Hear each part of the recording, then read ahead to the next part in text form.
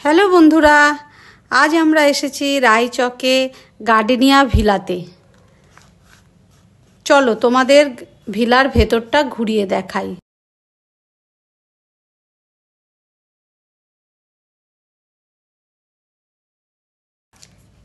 ভিলার back সাইডে সুন্দর একটা গার্ডেন আছে, আর সেখানে একটা দোলনাও আছে, তাতে বসে আমরা কিছুটা সময় কাটাতে পারবো।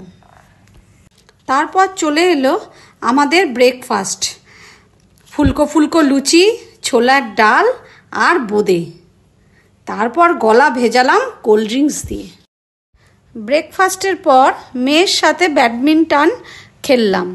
তারপর সবাই মিলে আড্ডা দেবার পর আমাদের লাঞ্চের টাইম চলে আসলো।